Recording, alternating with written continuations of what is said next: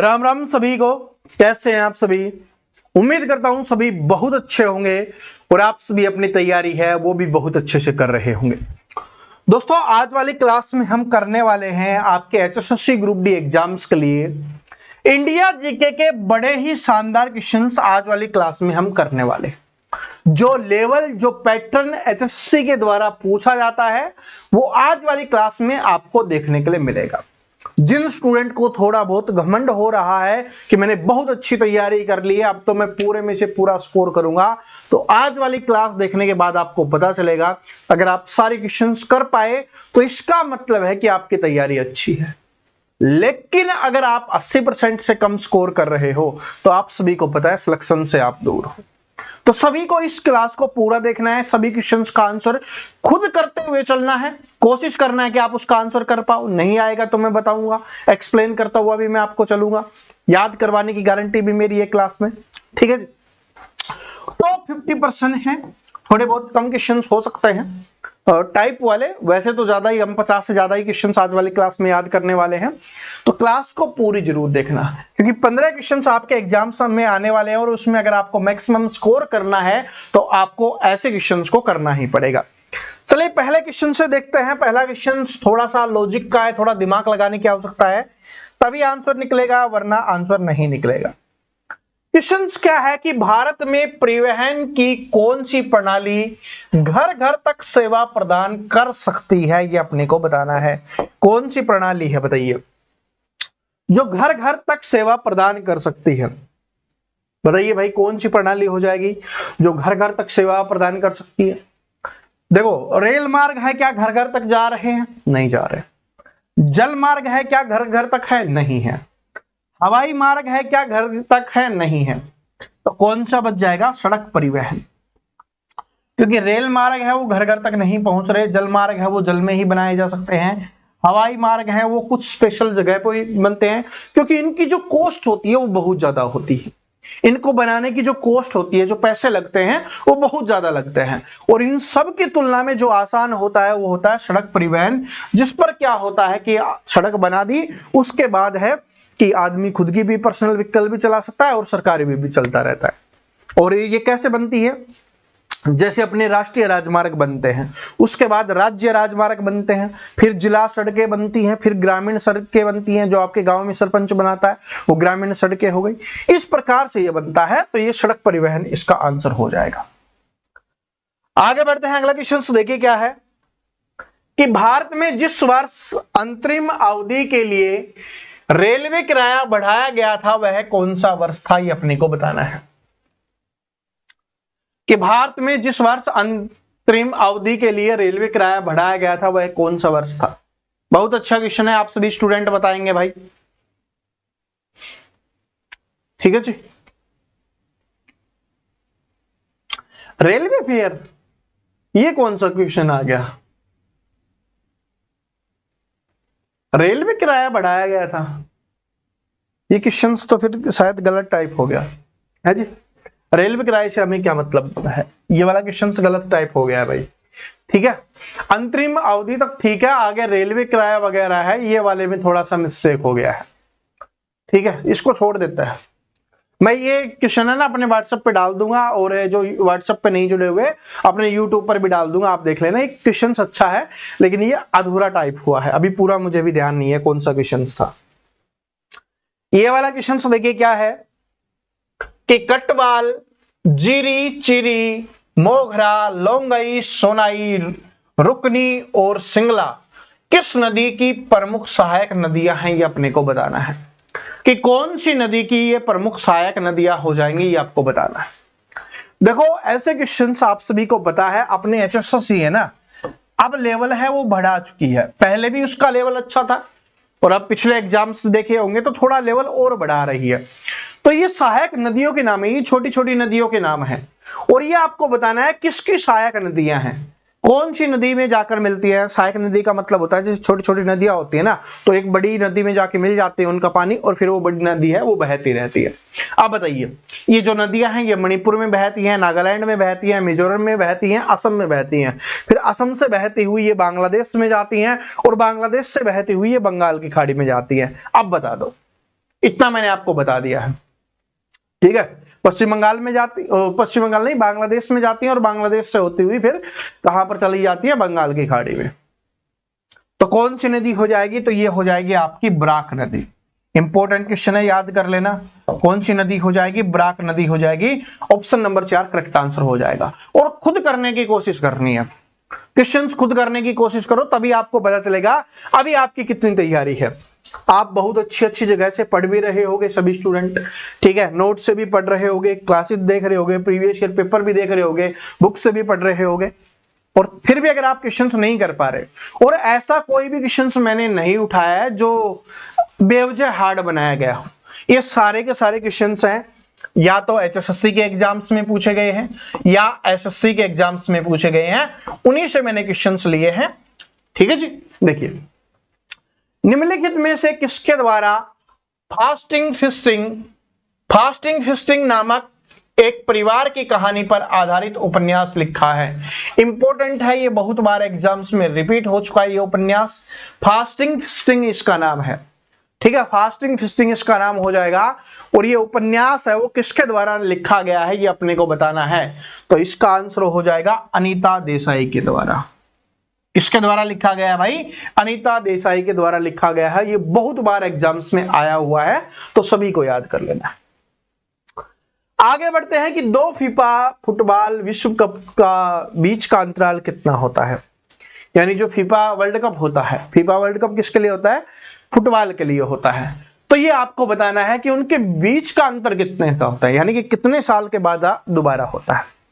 और अपने हरियाणा में फीफा की फुल फॉर्म भी पूछ लेता है, फीफा की फुल फॉर्म तो क्या हो जाएगी भाई आपका, फेडरल इंटरनेशनल फुटबॉल एसोसिएशन, ठीक है जी।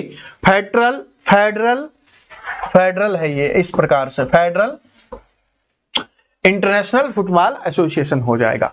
और ये कितने वर्षों के अंतराल में होता है, 4 वर्षों के अंतराल में होता है। और आप सभी स्टूडेंट कमेंट करके बताएंगे, अभी कुछ दिन पहले ही मैंने आपको बताया था इस बार का फीफा वर्ल्ड कप कौन जीता है, तो कमेंट में आपको बताना है विजेता कौन रहा है, ये भी आपको बताना है। इसके अलावा उपविजेता कौन है, ये भी आपको बताना है, ठीक है जी। और कितने कितने का रहा है, जो गोल है वो भी आपको कमेंट करके बताना है, क्योंकि करंट अफेयर का भी क्वेश्चन है। आगे बढ़ते हैं। जिस प्रकार से अपना क्रिकेट वर्ल्ड कप है, वो कौन करवाता है, क्रिकेट वर्ल्ड कप ICC करवाता है, ठीक है जी, इंटरनेशनल क्रिकेट काउंसिल है वो करवाता है। वैसे ही फुटबॉल का वर्ल्ड कप है वो फीफा के द्वारा करवाया जाता है। आगे बढ़ते हैं। प्रसिद्ध दक्षिण भारतीय महाकाव्य शिल्पदिकारम मूल रूप से कौन सी भाषा में लिखा गया है, ये अपने को बताना है। शिल्पदिकारम बहुत इंपॉर्टेंट है भाई, शिल्पदिकारम, ठीक है। प्रसिद्ध दक्षिण भारतीय महाकाव्य है शिल्पदिकारम, जो मूल रूप से कौन सी भाषा में लिखा गया है, ये अपने को बताना है, कौन सी भाषा में लिखा गया है शिल्पदिकारम। तो ये लिखा गया है भाई कौन सी, तमिल भाषा में। कौन सी भाषा में लिखा गया है, ये तमिल भाषा इसका करेक्ट आंसर हो जाएगा, तमिल भाषा में लिखा गया है। प्रधानमंत्री जनधन योजना का नारा क्या है, ये अपने को बताना है। प्रधानमंत्री जनधन योजना, तो आप सभी को पता है कि भाई 15 अगस्त 2014 को लाल किले से इसकी घोषणा की गई थी, लाल किले से इसकी घोषणा की गई थी, ठीक है जी, लाल किले से इसकी घोषणा की गई थी। और इसके 13 दिन के बाद यानी कि 28 अगस्त 2014 को इसकी शुरुआत कर दी गई थी, आप बोल सकते हो, ठीक है जी, 28 अगस्त 2014 को प्रधानमंत्री जनधन योजना। इसके तहत क्या था कि भाई आपका खाता होना चाहिए, सभी का बैंक के अंदर खाता होना चाहिए, ताकि जो भी चीजें उसके अंदर डाली जाए वो आपको मिल पाए। और मेनली तो एक काला धन के लिए था, लेकिन वो काला धन आया नहीं, तो किसी के पैसे खाते में आए नहीं, ठीक है। तो सभी ने भाग भाग के इसलिए खाता खुलवाया था कि भाई काला धन आएगा और लाखों रुपए आएंगे। बोला गया था शायद 25 लाख है कि ऐसे कुछ बोला गया था कि वो आने वाला है, तो लोग चले गए थे खाता खुलवाने। तो इसका क्या था, मेरा खाता भाग्य विधाता, ठीक है जी। वैसे जो योजनाएं होती हैं जो फेल हो जाती है ना, या जिसके लिए बनाई गई थी, फेल तो अलग चीज हो गया, भाई फेल तो क्या था, इसकी वजह से क्या है कि हमारे देश के बहुत सारे लोगों ने अपने खाते खुलवा लिए, जिससे अब बहुत सारे लोगों के खाते के अंदर पेंशन आ रही है और भी बहुत सारे काम होते हैं, ठीक है। लेकिन जिस चीज के लिए बनी थी वो उद्देश्य नहीं हुआ, तो ऐसी योजनाएं हैं, कम ही आपके एग्जाम्स में आती है। अब ये वाला क्वेश्चन देखिए क्या है, बहुत अच्छा क्वेश्चन है कि भारतीय संविधान का अनुच्छेद 39A खालिस्तान का विचार देता है, तो 39A किससे संबंधित है ये समझो पहले, ठीक है जी, क्योंकि ये पूरा का पूरा पॉलिटी में आपको पढ़ा चुका हूं, अनुच्छेद है पूरे के पूरे याद करवा चुका हूं, तो आप सभी आंसर कीजिए कि भारतीय संविधान का कौन सा अनुच्छेद है, जो अनुच्छेद तो दे ही दिया गया 39A, ये किससे संबंधित है ये अपने को बताना है। 39A है वो किससे संबंधित हो जाएगा ये अपने को बताना है, बताइए किससे संबंधित हो जाएगा। तो 39A में ये चीज दी गई है कि सभी को समान न्याय मिलेगा और मुफ्त कानूनी सहायता मिलेगी, ठीक है जी। तो ये हो जाएगा आपका ऑप्शन नंबर 2 करेक्ट आंसर हो जाएगा, ठीक है जी। कानूनी सहायता होगी और सभी को समान न्याय मिलेगा। इसके सामने ये है भाई, इसके कहने का मतलब ये है कि कोई पैसे वाला हो या गरीब हो, सभी को समान न्याय मिलेगा। वो बात अलग है, नहीं मिलता है, ठीक है, क्योंकि पैसे वाले हैं बहुत अच्छे अच्छे वकील कर लेते हैं और उन वकीलों के पास इतने तगड़े तगड़े हथियार होते हैं वो पूछिए मत, ठीक है, क्योंकि वकील ही है ना, तो वो वही जाके जज बनता है। पहले वकील परफेक्ट बनता है, उसके बाद वो जज बनता है। तो इसलिए वकील है ना, वो पूरी चीजें पढ़ा हुआ होता है और नई नई चीजें ऐड करता रहता है। लेकिन ये चीज है तो ये याद कर लो, आपके काम ये आएगा, ठीक है। और दूसरी चीज आपके क्या काम आएगी, पैसा। और पैसा कब मिलेगा, हम गरीब मिडिल क्लास फैमिली से जो स्टूडेंट बिलोंग करते हैं उसके लिए पैसा सबसे पहला और सबसे आसान तरीका होता है सरकारी नौकरी का। आप बोलोगे सर जी आसान तरीका है, इसके लिए तो बहुत ज्यादा मेहनत करनी पड़ती है। भाई कभी मजदूरी करके देखना, तब आपको पता चलेगा कितनी मेहनत करनी पड़ती है इतनी गर्मी में, ठीक है जी। जब तसल्ला सर के ऊपर होगा फिर पता चलता है कितनी मेहनत होती है, ठीक है। तो ये सबसे आसान है, लाइब्रेरी में बैठ के पढ़ रहे हो, घर पे बैठ के पढ़ रहे हो, ये सबसे आसान चीज है। अच्छे से पढ़ लो, सिलेक्शन ले लो, ठीक है जी। पूरा जीवन बदल जाएगा आपका और आपके परिवार का, आने वाली पीढ़ियों का। देखिए क्या, पानीपत की पहली लड़ाई बाबर और किसके बीच में हुई थी, सबसे सिंपल क्वेश्चन है लेकिन ये बार बार रिपीट होता है। तो पानीपत की पहली लड़ाई है वो बाबर और इब्राहिम लोदी के बीच में हुई थी। कब हुई थी, 1526 में, जिसमें बाबर की विजय हुई थी। और बाबर ने क्या किया था, मुगल वंश की स्थापना की थी, ठीक है जी। दूसरा आप सभी को पता है 1556 में हुई थी, 1761 में तीसरी हुई थी। 1556 में किस किस के बीच में हुई थी, 1556 में हुई थी भाई अकबर व हेमू के बीच में, अकबर व हेमू के बीच में हुई थी, जिसमें अकबर की क्या हो गई थी, विजय हो गई थी, ठीक है। और अकबर का संरक्षण कौन था, वो था बैरम खां था, जो आपके एग्जाम्स में आता है, ठीक है जी, यानी कि इसकी देखभाल करने वाला, रक्षा करने वाला। तीसरा है 1761 में जो अहमद शाह अब्दाली और मराठाओं के बीच में हुआ था, जिसमें अहमद शाह अब्दाली की जीत हुई थी और मराठाओं की हार हुई थी, ठीक है। तो ये अपने को इतना ध्यान रख लेना है। और ये कहां पर हुआ था, पानीपत में। लोग जो भी काम करते थे लड़ने के लिए हमारे हरियाणा में आ जाते थे, क्या जाओ चलो हरियाणा वाले हैं ना, वैसे ही साथ दे देंगे, ठीक है। चलो, बेगमपुरी मस्जिद का निर्माण सुल्तान खालिस्तान के शासनकाल के दौरान किया गया था, ये अपने को बताना है। बेगमपुरी मस्जिद, बेगमपुरी मस्जिद है, ये कहां पर है, तो ये दिल्ली में है। कहां पर है ये दिल्ली में है, ठीक है जी। और दिल्ली में दूसरी और मस्जिद कौन सी है, जामा मस्जिद है। जामा मस्जिद है वो भी कहां पर है, दिल्ली में है। ये पहले नंबर की बड़ी मस्जिद है, और जो ये बेगमपुरी मस्जिद है ये दूसरे नंबर की बड़ी मस्जिद है दिल्ली की, अगर हम बात करें तो, ठीक है। तो दिल्ली की दूसरे नंबर की जो बड़ी मस्जिद है वो कौन सी है, बेगमपुरी मस्जिद है। अब सभी स्टूडेंट इसका आंसर बताएंगे, ठीक है, सभी स्टूडेंट इसका आंसर बताएंगे कि इसका निर्माण कौन से सुल्तान के द्वारा किया गया था, बेगमपुरी मस्जिद का। तो इसका निर्माण किया गया था भाई मोहम्मद बिन तुगलक के द्वारा। किसके द्वारा किया गया था, मोहम्मद बिन तुगलक के द्वारा इसका निर्माण किया गया था। क्वेश्चन नंबर नेक्स्ट के ऊपर चलते हैं। मौर्य वंश की स्थापना के लिए चंद्रगुप्त मौर्य ने किसे हराया था, ये अपने को बताना है। मौर्य वंश की स्थापना किसके द्वारा की गई थी, चंद्रगुप्त मौर्य के द्वारा। किसकी सहायता से? इनके गुरु थे कौटिल्य, ठीक है जी, कौटिल्य, चाणक्य, विष्णुगुप्त, तीनों एक ही नाम है, ठीक है जी, तीनों एक ही नाम है भाई, एक ही व्यक्ति के नाम है। तो चाणक्य, जो ज्ञानी लोग होते हैं ना उनको क्या बोलता है, ये तो चाणक्य है। जैसे बीजेपी के लिए बोला जाता था ना अमित शाह चाणक्य है, राजस्थान में अपने जो अशोक गहलोत जी हैं उनको बोला जाता है कि वो चाणक्य हैं। इस प्रकार से चाणक्य मतलब ज्ञानी व्यक्ति था वो, तो उसका नाम था चाणक्य, कौटिल्य, विष्णुगुप्त। और जिसने एक पुस्तक की रचना की थी वो भी एग्जाम्स में पूछी जाती है, अर्थशास्त्र की, ठीक है जी। तो आप बताओ मौर्य वंश की स्थापना के लिए चंद्रगुप्त मौर्य ने किसे हराया था? तो इसने धनानंद को हराया था, ठीक है जी। और ये धनानंद कौन था भाई? ये अंतिम नंद वंश का शासक था। नंद वंश का क्या था? अंतिम शासक था, ये अपने को बताना है, ठीक है। ये अगर पूछे तो याद रख लेना, धनानंद हो जाएगा। तो पहला शासक कौन था? नंद वंश की स्थापना किसने की थी? तो महापद्म नंद ने है वो नंद वंश की स्थापना की थी, शिशुपाल वंश को हराकर जो नंद वंश की स्थापना की थी महापद्म नंद ने। और मौर्य वंश की स्थापना किसने की? चंद्रगुप्त मौर्य ने। ओके जी, चलिए आगे बढ़ते हैं।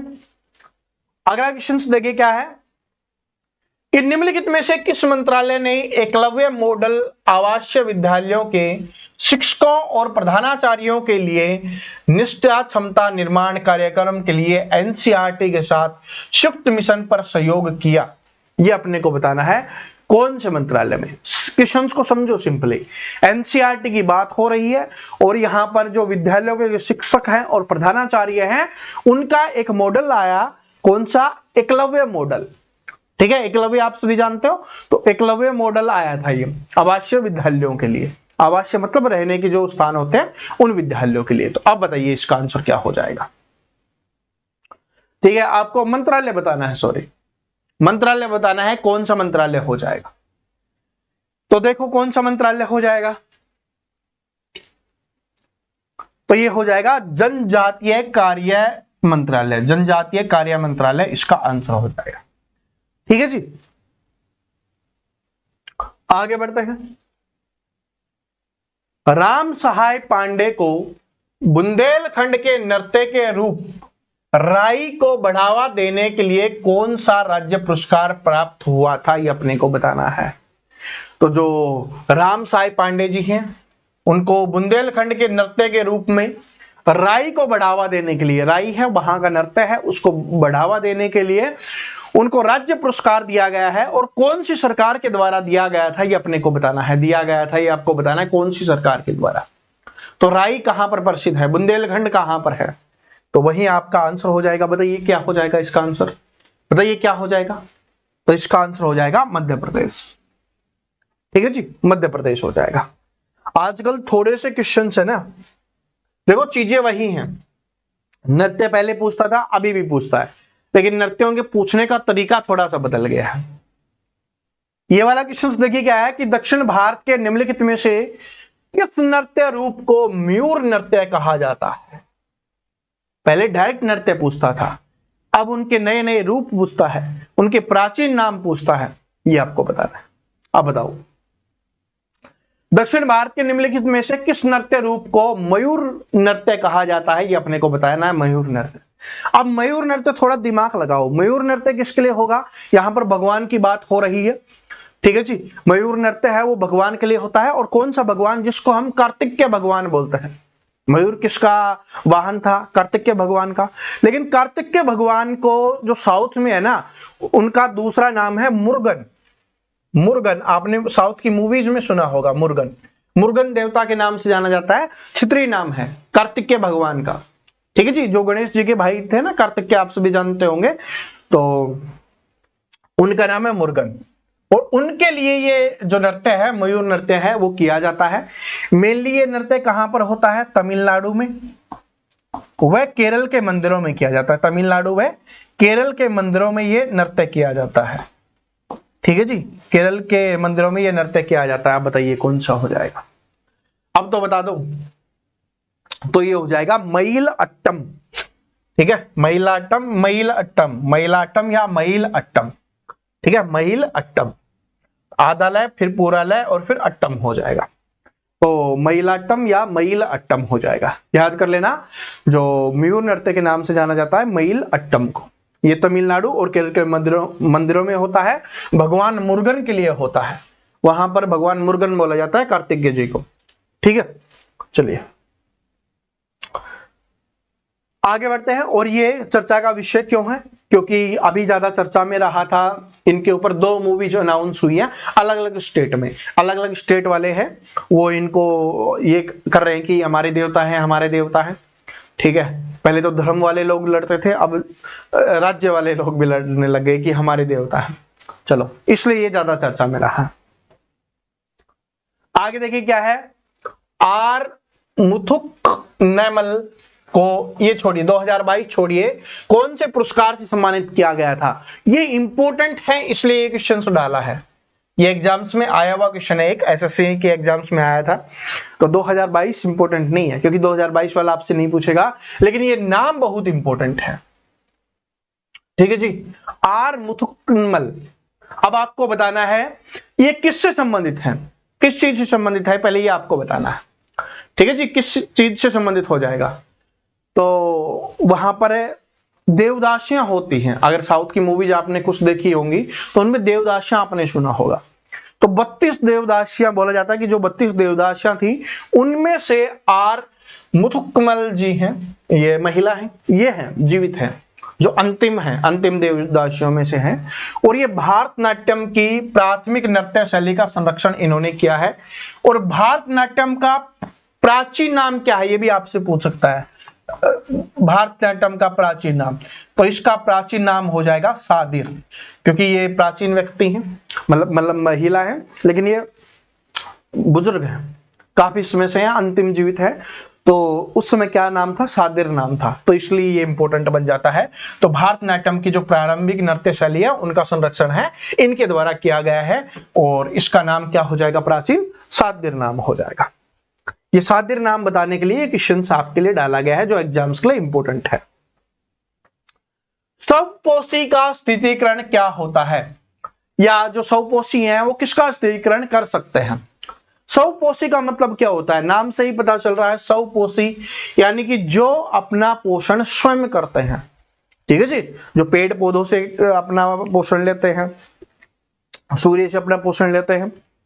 तो किसका स्थिरीकरण करते हैं? तो ये करते हैं भाई कार्बन डाइऑक्साइड का। किसका करेंगे? कार्बन डाइऑक्साइड का करेंगे। आगे बढ़ते हैं। वॉलीबॉल के खेल के में लिब्रो क्या होता है? लिबेरो, सॉरी लिब्रो नहीं, लिबेरो क्या होता है? मैंने आपको बताया कि खेलों से संबंधित जो नाम है, कोई भी चीज, जैसे क्रिकेट से एलपीडब्ल्यू हो गया, हर इंडिया जीके में एक नाम याद करवाते जा रहा हूं। इंडिया जीके का जो भी हमारा टेस्ट होता है सभी में एक नाम आपको याद करवाते हुए चल रहा हूं जो आपसे एग्जाम्स में आता है। तो जो वॉलीबॉल खेलते हैं उनको तो पता ही होगा, लिबेरो है, वो क्या होता है? लिबेरो किसको बोला जाता है? तो ये बोला जाता है भाई जो डिफेंसिव खिलाड़ी होता है उसको बोला जाता है। जो विशेषज्ञ डिफेंसिव खिलाड़ी होता है, स्पेशलिस्ट, मतलब उसका काम ही यही होता है डिफेंस करना, वो और कुछ नहीं खेलता, तो उसी को बोला जाता है लिबेरो। ठीक है जी, आगे बढ़ते हैं। भारतीय नदियों के बारे में निम्नलिखित में से कौन सा कथन सही है?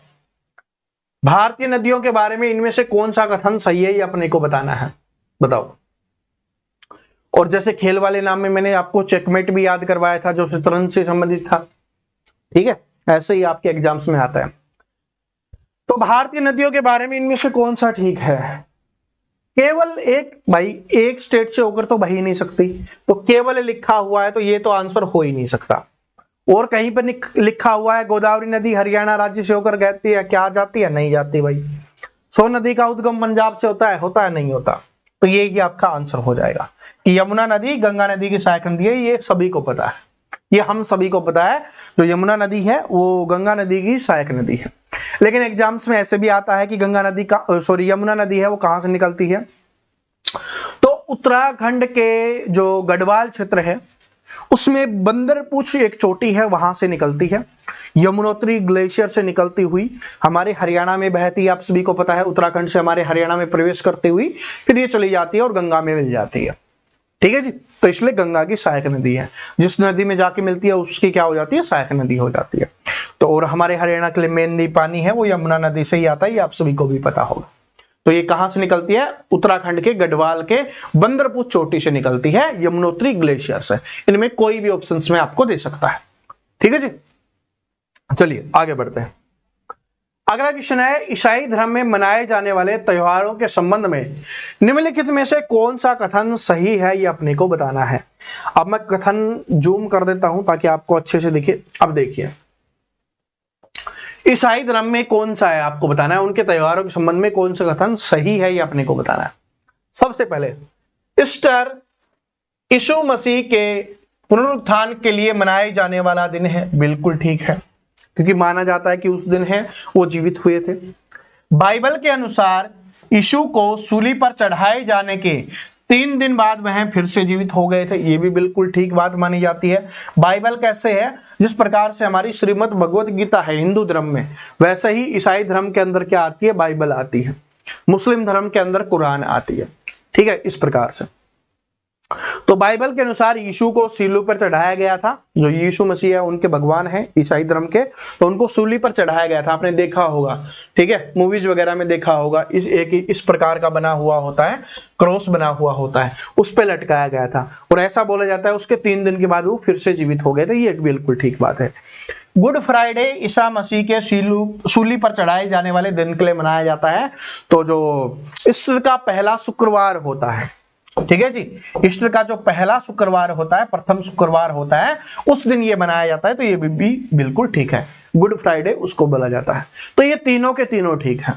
ठीक है, याद कर लेना, कोई भी एग्जाम्स में किसी भी प्रकार से ऑप्शन देके आपको दे सकता है। निम्नलिखित में से किसने मध्य भारत में चमड़ा श्रमिकों की बेहतरी के लिए 17वीं आंदोलन शुरू किया था? चमड़ा श्रमिकों के लिए आपको बताना है मध्य भारत में। जो चमड़ा श्रमिक है वो बहुत ज्यादा मेहनत करते थे, ठीक है, लेकिन उनको उनका दाम नहीं मिलता था, उनको वो नहीं मिल पा रहा था जिससे वो अच्छे से रह पाए, क्योंकि मेहनत बहुत ज्यादा करते थे वो। ठीक है, चमड़ा क्या होता है आप सभी को पता होगा, किसी भी जीव की जो ऊपर वाली जो परत होती है, स्किन होती है, उसको तैयार करके जो बनाया जाता है वो चमड़ा होता है। आप सभी जो चमड़े के पहनते हो ना, ये समझ लो किसी जीव का है वो। ठीक है, किसी जीव की चमड़ी है वो, चमड़ी से चमड़ा बनता है, ये समझ लो। चमड़ी किसको बोलते हैं? स्किन को, त्वचा को बोलते हैं। ठीक है जी, उसको हटा के, उसके बाल वाल हटा के, उसको चूने पानी में डाल के तैयार किया जाता है, फिर अच्छी अच्छी चीजें बनाई जाती है। तो जो पहन के खुश होते हैं ना कि आज लेदर का पहन रखा है, ये समझ लो कोई मरा हुआ जीव आपने पहन रखा है। हो सकता है कि आपकी वजह से ही मारा गया हो, क्योंकि आप पहनोगे, अगर नहीं खरीदोगे तो कम बनेंगे। तो ये चीज है। तो समझ में आ गया सभी को? अब उनका नाम आपको बताना है जिसने इस आंदोलन को शुरू किया था। तो गुरु घासीदास जी। ठीक है जी, गुरु घासीदास जी हैं, इसका करेक्ट आंसर हो जाएगा। ठीक है, आगे बढ़ते हैं। एलोरा गुफाओं के कितने मंदिर और मठ हैं? जो एलोरा की गुफाएं हैं, एलोरा की गुफाएं बहुत बार एग्जाम्स में आती हैं, अलग अलग प्रकार से क्वेश्चन पूछा जाता है। इनको 1983 में यूनेस्को हेरिटेज साइट्स में शामिल किया गया था, ये अपने को ध्यान रख लेना है, 1983 में। इसके अलावा किसके द्वारा बनाई गई है, ये भी एग्जाम्स में पूछा जाता है।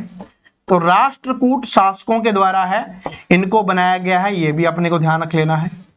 कहां पर है? महाराष्ट्र में है। कौन से राज्य में है? महाराष्ट्र राज्य में, यह भी अपने को ध्यान रख लेना है, सौराष्ट्र में हो जाएंगे। तो एलोरा की गुफाओं में कितने मंदिर और मठ हैं बताइए? तो इसका हो जाएगा 34 हो जाएगा। ठीक है जी, आगे बढ़ते हैं कि संगीतकार भजन सोपोरी कौन से घराने के एक संतूर वादक थे? तबला वादक होता है, वैसे संतूर होता है। संतूर है एक म्यूजिक इंस्ट्रूमेंट होता है संतूर। ठीक है, ये वो संतूर साबुन नहीं है, ठीक है, क्योंकि बचपन से आपने संतूर साबुन का ऐड देखा होगा, ये संतूर नहीं देखा होगा। तो संतूर है एक म्यूजिक इंस्ट्रूमेंट है। ठीक है, तो इनसे घराने पूछता है, तो आपको बताना है कि जो भजन सोपोरी जी हैं, वो कौन से घराने से हैं ये अपने को बताना है।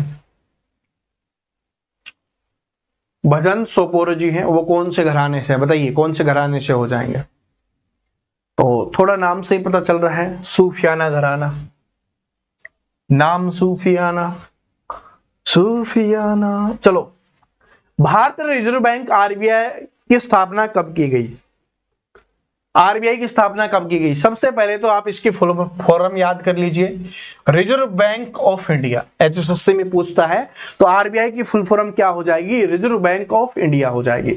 इसकी जो स्थापना की गई थी वो की गई थी भाई 1 अप्रैल 1935 में। कब की गई थी इसकी स्थापना? 1 अप्रैल 1935 को क्या की गई थी? इसकी स्थापना की गई थी। ठीक है, और जब स्थापना की गई थी उस समय इसका मुख्यालय कहां पर बना था? ये एग्जाम्स में पूछा जाता है मुख्यालय। तो उस समय मुख्यालय बना था कोलकाता। ठीक है जी, कलकत्ता को उस समय कोलकाता बोला जाता था, तो उस समय इसका मुख्यालय कहां पर बना था? कोलकाता बना था। लेकिन उसके 2 साल के बाद 1937 में इसका मुख्यालय कोलकाता से बदलकर क्या कहां बना दिया गया? मुंबई में बना दिया गया। ठीक है जी, मुंबई में बना दिया गया। तो वर्तमान में इसका जो मुख्यालय है वो कहां पर है? मुंबई में है। ठीक है, तो ये अपने को ध्यान रख लेना है इतना। इसके अलावा आपसे ये भी पूछा जा सकता है कि कौन सी समिति के तहत इसका निर्माण किया गया था? तो हिल्टन यंग समिति के तहत इसका निर्माण किया गया था, उसकी सिफारिश पर। हिल्टन यंग समिति की सिफारिश पर इसका क्या किया गया था भाई? निर्माण किया गया था। इसके अलावा इसका प्रथम गवर्नर कौन था? तो स्मिथ है, इसका प्रथम गवर्नर हो जाएगा, स्मिथ प्रथम गवर्नर। ठीक है, चलिए आगे बढ़ते हैं कि झाली कौन से भारतीय राज्य का लोक नृत्य है? झाली आपने ईजीजी वाले रट रखे हैं। ठीक है, आपने तो बहुत आसान वाले, भारतनाट्यम कौन सा है, कहां का है, ये वाले क्वेश्चन आते हैं भाई, जो थोड़े कम प्रसिद्ध हैं आजकल वो ज्यादा आते हैं। पहले ये होते तो ज्यादा प्रसिद्ध थे वो पूछते थे, तो वो सभी स्टूडेंट ने याद कर लिए। तो अब पूछा जाता है जो कम प्रसिद्ध है, जो दूसरे तीसरे नंबर पर प्रसिद्ध है ना, वो पूछा जाता है, या कोई जनजाति के द्वारा किया जाता है वो पूछा जाता है। तो झाली है, ये कहां का हो जाएगा लोक नृत्य? तो झाली हो जाएगा भाई हिमाचल प्रदेश का। ठीक है जी, झाली है। ठीक है, चलिए निम्नलिखित में से किसने ब्रिटिश भारतीय सरकार को राजनीतिक गतिविधियों को दबाने के लिए अत्यधिक शक्तियां प्रदान की और राजनीतिक कैदियों को बिना किसी मुकदमे के 2 साल तक हिरासत में रखने की अनुमति दी? अगर आप हमारे स्टूडेंट हो गए तो मैं हर क्लास में इसके बारे में बताता हूं। ठीक है जी, जब भी इंडिया जीके की क्लास होती है उसमें मैं इसके बारे में बताता हूं, लेकिन जो लैंग्वेज में बताता हूं ना उसी को थोड़ा सा मॉडिफाई करके इसमें लिखा गया है। पहले क्वेश्चंस को ध्यान से समझिए तब आंसर आ जाएगा। कि ब्रिटिश भारतीय सरकार ने, यानी कि जिस समय अंग्रेजों का शासक था अपने भारत के ऊपर, तब की बात हो रही है, राजनीतिक गतिविधियों को दबाने के लिए, क्योंकि उस समय जो राजनीतिक गतिविधियां होती थी देश को आजाद करवाने के लिए होती थी, और किस लिए होगी? देश को आजाद करवाने के लिए, तो उनको दबाना चाहती थी। ठीक है, अत्यधिक शक्तियां प्रदान कर दी, किसी एक व्यक्ति को है एक चीज को अत्यधिक शक्ति दे दी, और वो शक्ति क्या थी कि जो राजनीतिक कैदी हैं, कि भाई जो राजनीति कर रहे हैं, जो देश को आजाद करवाने के बारे में बात कर रहे हैं, उनको पकड़ के लेके आओ और जेल में डाल दो। और कब तक? 2 साल तक हिरासत में रखने की अनुमति दे दी, बिना किसी मुकदमे के। कोई मुकदमा नहीं, मतलब कोई गलत काम किया हो ना किया हो, पकड़ो, लगता है कि ये कर रहा है राजनीति, पकड़ो और जेल में डाल दो, और 2 साल तक रख सकते हो। तो उस समय मैंने आपको समझाया था कि बिना दलील 2 साल तक रखोगे तो ना कोई दलील कर सकते, बिना वकील ना कोई वकील कर सकते, बिना अपील ना कोई अपील कर सकते। ये कानून आया था जिसको हमारे भारतीयों ने क्या बोला था? काला कानून बोला था, और जिसका विरोध करने के लिए अमृतसर पंजाब जलियांवाला बाग हत्याकांड हुआ था, आप सभी को पता होगा। तो ये कौन सा हो जाएगा? रोलेट एक्ट हो जाएगा। एग्जामिनर ऐसी लैंग्वेज लिख के देता है, सबसे सिंपल है, बस थोड़ा सा समझ लो। इसमें 2 साल तक किसी भी व्यक्ति को जेल में रखा जा सकता था, ना वो दलील कर सकता, ना वकील कर सकता, ना वो अपील कर सकता था। ठीक है जी, फिर इसका विरोध करने के लिए आप सभी को पता है क्या हुआ था। चलिए ठीक है, आगे बढ़ते हैं।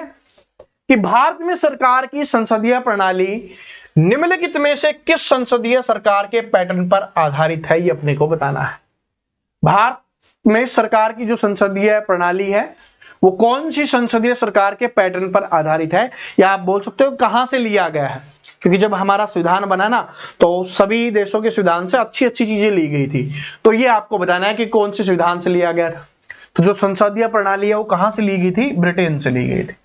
कहां से, ब्रिटेन से ली गई थी। कजली या कजरी तीज भारत के किस राज्य का सांस्कृतिक उत्सव है? कजली या कजरी तीज है वो भारत के किस राज्य का सांस्कृतिक उत्सव है, ये अपने को बताना है। जब भी तीज की बात आ जाए, तीज तो तीज है वो हमारा पड़ोसी राज्य राजस्थान है, वहां का हो जाएगा, तो इसका आंसर हो जाएगा राजस्थान। अब राजस्थान में 3 प्रकार की तीज बनती है। एक तो हरियाली तीज होती है, एक हरतालिका तीज होती है, और एक कजरी या कजली तीज होती है। जो हरियाली तीज गई थी आप सभी को पता होगा, ठीक है, जो हमने तीज का त्योहार बनाया था आप सभी को पता है ना। तो जो तीज का त्योहार था हरियाली तीज का, उसके 15 दिन के बाद ये त्योहार आता है कजरी या कजली तीज। ठीक है, तो 3 तीजें हैं, हरियाली तीज हो गया, हरतालिका तीज हो गया, और कजली या कजरी, दोनों एक ही नाम है। ठीक है, एक ही त्योहार के नाम है, कहीं पे कजरी कहीं पे कजली। चलिए आगे देखिए क्या है। भंजन, अपक्षय, विघटन, वर्षा और शिलीभवन प्रमुख भूवैज्ञानिक प्रक्रियाएं हैं जो निम्नलिखित में से किस चट्टान के निर्माण में योगदान करती है, ये अपने को बताना है। कौन सी चट्टान के निर्माण में योगदान करती है, ये अपने को बताना है। तो ये करती है भाई कौन सी चट्टान का, ये हो जाएगा अवसादी चट्टान। अब देखो चट्टानों से आपके एग्जाम्स में क्वेश्चंस आता है, तो मैं यहां पर थोड़ा सा आपको दिखा देता हूं, थोड़ा सा मैं आपको याद करवा देता हूं। देखिए क्या है, ठीक है, क्योंकि बहुत ज्यादा वो नहीं है कि इसको पूरा टॉपिक पढ़ाया जाए, बस ये 3 इंपॉर्टेंट है जो आपके एग्जाम्स में पूछा जाता है। सबसे पहले बात करते हैं आग्नेय चट्टानों की। आग्नेय चट्टानें, इनके नाम से ही पता चल रहा है अग्नि। आग्नेय मतलब अग्नि। अग्नि कहां से बनती है, जब ज्वालामुखी होता है, और ज्वालामुखी से क्या निकलता है, लावा या मैग्मा। तो देखिए क्या है, ये जमीन के अंदर या सतह पर पिघले हुए लावा या मैग्मा से ठंडा होकर ठोस बनने से बनती है। समझ में आ गया भाई, अग्नि है, आग कैसे निकलती है, लावा से या मैग्मा से। तो लावा और मैग्मा है वो आग के रुक जाता है, और जब वो ठंडा हो जाता है वो चट्टान बन जाती है। तो उस चट्टाने को क्या कहा जाता है, आग्नेय चट्टाने कहा जाता है। और जो आग से निकली हुई है उसके अंदर कोई भी अवशेष नहीं मिलेंगे, तो इसलिए क्या होते हैं, इसमें परतें नहीं होती, क्योंकि एक साथ निकला है तो कोई परत नहीं बनेगी। और इसमें जीवाश्म नहीं होता, क्योंकि कोई जीव थोड़ी ना होगा, आग में कहां से कोई जीव आएगा, तो इसमें जीवाश्म नहीं पाए जाते। और उदाहरण के लिए ग्रेनाइट और क्या हो जाएगा आपका, बेसाल्ट हो जाएगा। ये ऑप्शंस एग्जाम्स में पूछता है कि ग्रेनाइट है वो कौन सी चट्टाने हैं, बेसाल्ट है वो कौन सी चट्टाने हैं। तो समझ में आ गया ये कौन सी चट्टाने हो जाएंगी, आग्नेय चट्टाने हो जाएंगी, पहला। दूसरा है अवसादी चट्टाने। ठीक है जी, अवसादी चट्टाने ये हवा, पानी या बर्फ के द्वारा बहाकर लाए गए तलछट के परतों के में जमने और आपस में जुड़ने से बनती है। जैसे अवसादी चट्टानें क्या होती हैं, अवसादी नाम से सुनो, सादी, सादी सिंपल। अब सादी सिंपल चट्टानें कैसे बनेंगी कि भाई जैसे बहुत तेज रेत आ रही है, सॉरी बहुत तेज हवा आ रही है, तो हवा से क्या आया, मिट्टी आ गई, धूल कण आ गए, छोटे छोटे पत्थर आ गए, वो जाके एक जगह पे इकट्ठा हो गए। उसके बाद उसी के साथ क्या बोला गया है, पानी, जब वो नदी आती है तो उसके साथ पानी आ जाता है, और पानी के साथ क्या होता है, जो कंकड़ पत्थर होते हैं वो आके इकट्ठा हो जाते हैं। तो उन चीजों से जो मिलकर बनती है उसको क्या कहा जाएगा, अवसादी चट्टानें होती है। और ये एक साथ नहीं बनती, धीरे धीरे बनती है, कि भाई कभी है नदी कम आई, किसी साल बहुत ज्यादा नदी आ गई, फिर कम आई, तो इस प्रकार से ये बनती रहती है और बढ़ती रहती है। तो इसलिए इसमें क्या होती है, परतें होती हैं, तो ये आपस में जुड़ने से परतें बनती हैं। ठीक है, इनमें स्पष्ट परतें और अक्सर जीवाश्म मिलते हैं, क्योंकि जब मैंने आपको बताया कि नदी आती है तो उसमें भाई बहुत सारे जीव आते हैं। अभी आपने देखा होगा नेपाल में आया है, ठीक है, अपने असम में आया था, तो उस प्रकार से जब आता है तो उसमें जीव जंतु, पशु पक्षी वो सारे आ जाते हैं, और वो आएंगे तो वो कहां पर रुकेंगे, उस चट्टानों में रुक जाएंगे, तो वहां पर क्या होते हैं, जीवाश्म भी पाए जाते हैं, जिसमें क्या हो गया, अपना बलुआ पत्थर हो गया या चूना पत्थर हो गया। फिर क्या बनता है जिनसे बलुआ पत्थर बनता है, चूना पत्थर बनता है, ठीक है, बजरी वगैरह जो भी होती है वो यहां पर पाई जाती है अवसादी चट्टानों में। तीसरी है रूपांतरित चट्टानें। रूपांतरित चट्टानें ये पहले से मौजूद आग्नेय या अवसादी चट्टानों पर अत्यधिक ताप या दाब पड़ने के कारण उनके रूप या गुण में बदलाव होने से बनती हैं। ठीक है जी। इनमें कभी कभी धारियां या परतें दिखाई देती हैं। उदाहरण के लिए संगमरमर या क्वार्ट्ज। हमने देखा होगा संगमरमर मतलब जो हम घरों में अब पत्थर डालते हैं, जो फर्श पे जो पत्थर डालते हैं ना, वो क्या होता है, दबाव लगने से, फोर्स लगने से बहुत ज्यादा, तो वो इकट्ठा हो जाती है, चपट जाती है, ठीक है, और फिर वो ठोस बन जाती हैं। तो वो चीज होती है इसमें, जो रूपांतरित चट्टानें होती हैं। नाम से ही पता चल रहा है रूपांतरित हो गई, यानी कि रूप को बदल लिया, जिसने अपने रूप को बदल लिया। किसकी वजह से? दबाव पड़ने की वजह से, ताप की वजह से, तपने की वजह से। ठीक है, तो ये चीज है, तो ये याद रख लेना अपने को। ठीक है जी। और इसमें परतें वगैरह हैं, इसमें भी होती हैं। चलिए आगे बढ़ते हैं। ओजोन अणु का आणविक द्रव्यमान कितना होता है? ओजोन अणु का आणविक द्रव्यमान कितना होता है? तो भाई आवर्त सारणी है ना, वो तो याद कर ही लेना। ठीक है, वो तो याद कर ही लेना सभी। तो इसका आंसर कितना हो जाएगा? 18 हो जाएगा। आवर्त सारणी है, सभी याद कर लेना। ठीक है, उन सभी के नंबर वगैरह हैं वो सारे याद कर लेना। कहीं ना कहीं आपको क्वेश्चंस में दिख ही जाएगा। आपको पता है साइंस से भी 15 क्वेश्चंस आने वाले हैं, तो आवर्त सारणी वाला टॉपिक जरूर याद कर लेना। भारत की जनगणना 2011 के अनुसार निम्नलिखित में से किस धर्म की साक्षरता दर सर्वाधिक दर्ज की गई थी? यानी कि कौन से धर्म की जो साक्षरता दर है वो सबसे अधिक थी? साक्षरता दर का मतलब समझते हो? पढ़ने वाले लोग। ठीक है जी, पढ़ने वाले लोग। सिख धर्म, सिख धर्म है ऑप्शन नंबर ए। इसमें कितने पढ़ने वाले लोग थे? कितने प्रतिशत? तो किसका हो जाएगा आपका 75.4%। सिख धर्म में कितना हो जाएगा? 75.4% हो जाएगा। हिंदू धर्म है, हिंदू धर्म में बताओ कितना हो जाएगा? तो हिंदू धर्म का था भाई 73.3%। सबसे ज्यादा पूछा ही अपने को ध्यान रख लेना, सबसे ज्यादा। उसके बाद मुस्लिम धर्म आया है, तो मुस्लिम धर्म का क्या है? इनसे भी कम है, वो कितना है? 68.5%। अब कौन सा बच गया? अब बच गया जैन धर्म। जैन धर्म का कितना है? तो जैन धर्म का हो जाएगा 94.9%। अब सबसे अधिक आप देख लीजिए कौन से में हो जाएगा, तो सबसे अधिक कौन से में हो जाएगा? तो जैन धर्म में साक्षरता दर है वो सबसे अधिक है। बौद्ध धर्म की पूछ ले तो उसमें 81.3% हो जाएगा, और ईसाई धर्म की पूछ ले तो उसमें 84.5% हो जाएगा। ठीक है जी, 81.3 बौद्ध धर्म का और 84.5 हो जाएगा आपका यहाँ पर ईसाई धर्म का हो जाएगा। तो ये अपने सारे धर्मों के मैंने बता दिए हैं, जिसका भी पूछे आराम से कर देना। चलो, स्वतंत्रता मेरा जन्मसिद्ध अधिकार है, मैं इसे लेकर रहूंगा, ये किसने कहा था? तो सभी को पता है, बाल गंगाधर तिलक जी ने कहा था। ठीक है जी, बाल। अब आपको बताना है लाला लाजपत राय जी ने क्या कहा था जब उनके ऊपर, ठीक है जी, लाठियां बरसाई गई थी अंग्रेजी या ब्रिटिश शासन के द्वारा। तब उन्होंने कौन सी बात बोली थी, ये आप सभी कमेंट करके बताएंगे। मैंने आप सभी को बताया था, लाला लाजपत राय जी, जिनको पंजाब केसरी के नाम से जाना जाता है, पंजाब केसरी, पंजाब के शेर। ठीक है जी, तो सभी स्टूडेंट बताएंगे।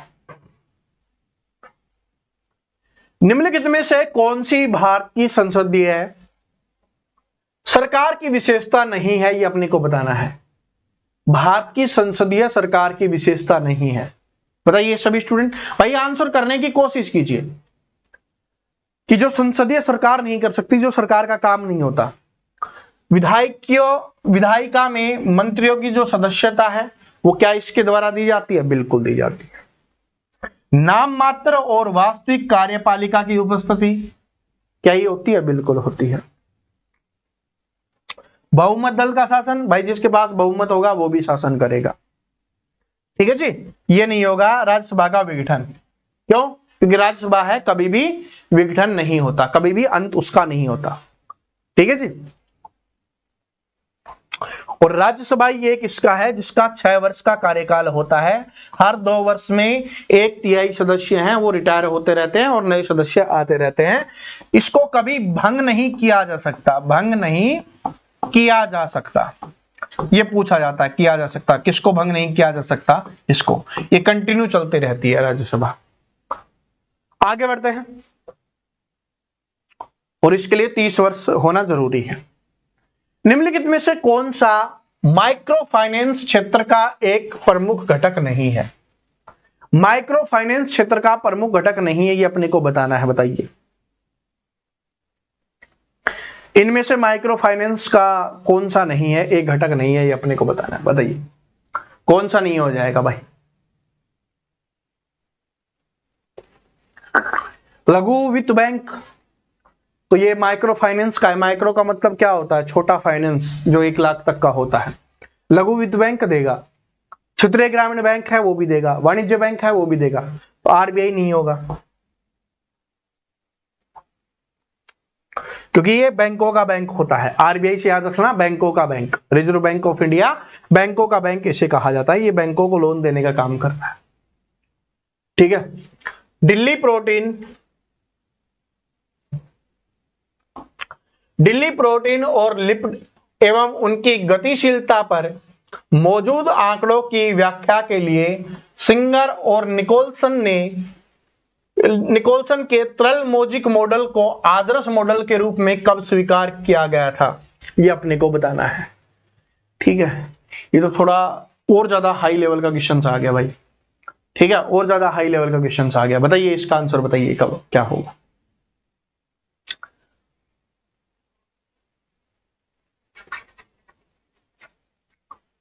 चलो 1972 इसका आंसर हो जाएगा, 1972।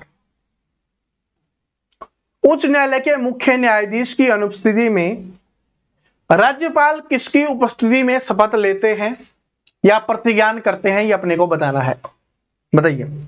उच्च न्यायालय के मुख्य न्यायाधीश की अनुपस्थिति में, तो जब उच्च न्यायालय का मुख्य न्यायाधीश नहीं होगा तो उच्च न्यायालय में जो उपलब्ध वरिष्ठतम न्यायाधीश होगा, जो यानी कि जो सबसे वरिष्ठ होगा, उसके सामने ये शपथ ली जाती है, ठीक है। तो वैसे तो आपको पता है कि जो मुख्य न्यायाधीश है वही शपथ दिलाता है, लेकिन अगर वो प्रेजेंट नहीं है तो उसकी अनुपस्थिति में कौन करेगा? जो वरिष्ठतम होगा, जो सीनियर होगा, वो करवाता है, ठीक है जी। भारत की जनगणना 2011 के अनुसार निम्नलिखित में से किस राज्य के समूह में सबसे अधिक जनसंख्या दर्ज की गई थी? सबसे अधिक जनसंख्या किसमें थी, अपने को बताना है। देखो इनमें से वैसे तो सबसे अधिक जनसंख्या किसमें थी भाई? यूपी में थी, और सबसे कम किसमें थी? सिक्किम में थी, है ना जी, यूपी और सिक्किम में।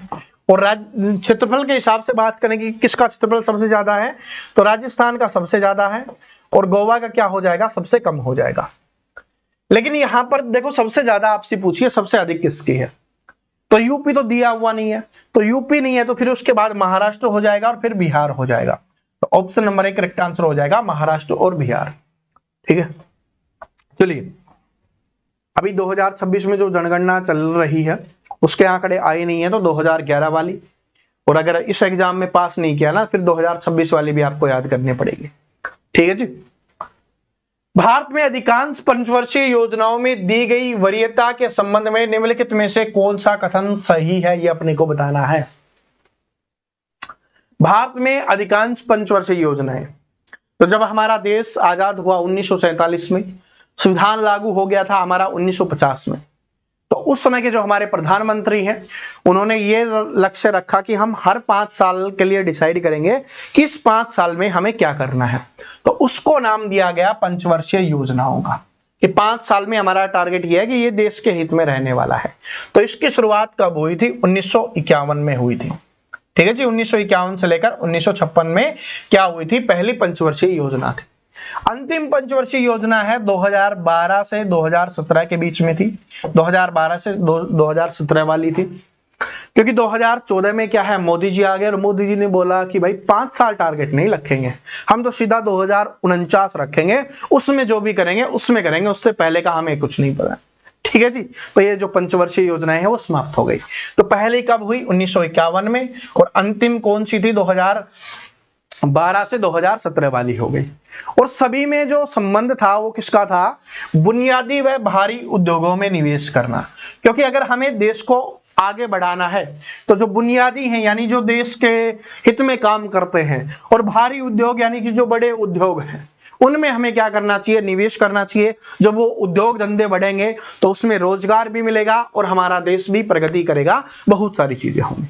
तो इसका मेनली क्या हो जाएगा, ऑप्शन नंबर ए क्या हो जाएगा, यहां पर करेक्ट आंसर हो जाएगा। तो आज वाली क्लास यहीं पे हम समाप्त करते हैं, ठीक है। सारे के सारे शानदार क्वेश्चन हमने किए हैं, कोई भी ऐसा छोटा मोटा क्वेश्चन हमने नहीं किया है। तो सभी को कमेंट करके बताना है आज वाले क्वेश्चंस कैसे लगे, और ईमानदारी से ये भी कमेंट करके बता देना 37 क्वेश्चंस में से आपने कितने ठीक किए, जो आपको डायरेक्ट पता था, मेरे बताने के बाद नहीं, डायरेक्ट आपने क्वेश्चंस देखा और आपको आंसर पता था, ये कमेंट करके जरूर बताना, ठीक है जी। और जो भी आपकी मैंने क्लास के बारे में बोला था, वो आपका कल रक्षाबंधन है, उसके बाद परसों से आपकी जो मॉर्निंग वाली क्लास है, सुबह वाली क्लास और शाम को जो चलती है वो क्लास, ये दोनों की दोनों क्लासेज हैं, वो आपको मिलने वाली, ठीक है। और सभी को रक्षाबंधन की हार्दिक शुभकामनाएं। सभी बहनों को, सभी भाइयों को अपने आप से वादा करना है कि अगले रक्षाबंधन तक आपके पास सरकारी नौकरी होगी, उसके लिए जितनी भी मेहनत आपको करनी पड़ेगी, आप मेहनत करने वाले, ठीक है। और जो भाई हैं, इस बार कोई बात नहीं, कम पैसे दे देना, और नौकरी लगने के बाद बोलना कि नौकरी लगते ही अच्छा सा आईफोन गिफ्ट करेंगे, ठीक है जी। मतलब जो भी आपका है, बात समझ रहे हो, फीलिंग्स बहुत इंपॉर्टेंट होती हैं, तो वादा करोगे तो आपके काम आएगा, ठीक है। उनकी अपनी बहनों की दुआएं हैं, वो भी आपको लगेंगी। मिलते हैं नेक्स्ट वीडियो में, तब हंसते रहिए, मुस्कुराते रहिए, पढ़ते रहिए। राम राम सभी को।